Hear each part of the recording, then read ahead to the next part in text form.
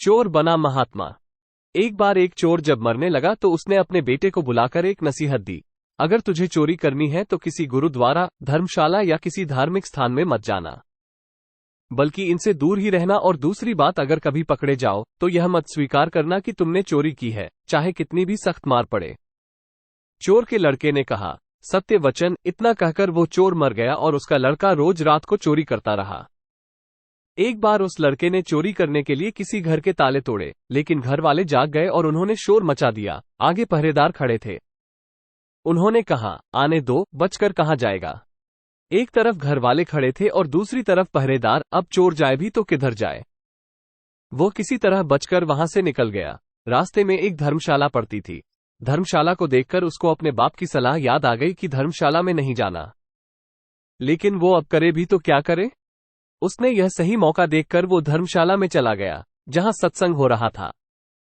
वो बाप का आज्ञाकारी बेटा था, इसलिए उसने अपने कानों में उंगली डाल ली जिससे सत्संग के वचन उसके कानों में ना पड़ जाए। लेकिन आखिरकार मन अडियल घोड़ा होता है, इसे जिधर से मोड़ो यह उधर नहीं जाता है। कानों को बंद कर लेने के बाद भी चोर के कानों में यह वचन पड़ गए कि देवी देवताओं की परछाई नहीं होती। उस चोर ने सोचा कि परछाई हो या ना हो, इससे मुझे क्या लेना देना। घर वाले और पहरेदार पीछे लगे हुए थे। किसी ने बताया कि चोर धर्मशाला में है। जांच पड़ताल होने पर वो चोर पकड़ा गया। पुलिस ने चोर को बहुत मारा, लेकिन उसने अपना अपराध कबूल नहीं किया। उस समय यह नियम था कि जब तक मुजरिम अपराध न स्वीकार कर ले तो सजा नहीं दी जा सकती।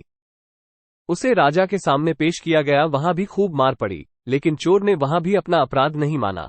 वो चोर देवी की पूजा करता था, इसलिए पुलिस ने एक ठगिनी को सहायता के लिए बुलाया। ठगिनी ने कहा कि मैं इसको मना लूंगी। उसने देवी का रूप भरकर 2 नकली बाहें लगाई, चारों हाथों में 4 मशाल जलाई और नकली शेर की सवारी की।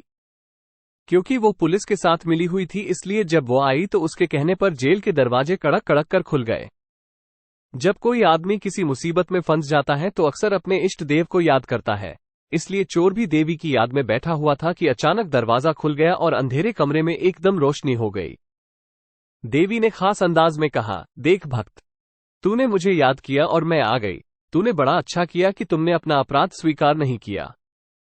अगर तूने चोरी की है तो मुझे सच सच बता दे, मुझसे कुछ भी मत छुपाना, मैं तुम्हें फौरन आजाद करवा दूंगी। चोर देवी का भक्त था। अपने इष्ट को सामने खड़ा देखकर बहुत खुश हुआ और मन में सोचने लगा कि मैं देवी को सब सच सच बता दूंगा। वो बताने को तैयार ही हुआ था कि उसकी नजर देवी की परछाई पर पड़ गई। उसको फौरन सत्संग का वचन याद आ गया कि देवी देवताओं की परछाई नहीं होती। उसने देखा कि इसकी तो परछाई है। वो समझ गया कि ये देवी नहीं बल्कि मेरे साथ कोई धोखा है। वो सच कहते कहते रुक गया और बोला, माँ, मैंने चोरी नहीं की। अगर मैंने चोरी की होती तो क्या आपको पता नहीं होता। जेल के कमरे के बाहर बैठे हुए पहरेदार चोर और ठगनी की बातचीत नोट कर रहे थे। उनको और ठगिनी को विश्वास हो गया कि यह चोर नहीं है। अगले दिन उन्होंने राजा से कह दिया कि यह चोर नहीं है। राजा ने उसको आजाद कर दिया। जब चोर आजाद हो गया तो सोचने लगा कि सत्संग का एक वचन सुनकर मैं जेल से छूट गया हूं। अगर मैं अपनी सारी जिंदगी सत्संग सुनने में लगाऊं तो मेरा तो जीवन ही बदल जाएगा। अब वो प्रतिदिन सत्संग में जाने लगा और चोरी का धंधा छोड़कर अच्छा इंसान बन गया। शिक्षा, कलयुग में सत्संग ही सबसे बड़ा तीर्थ है।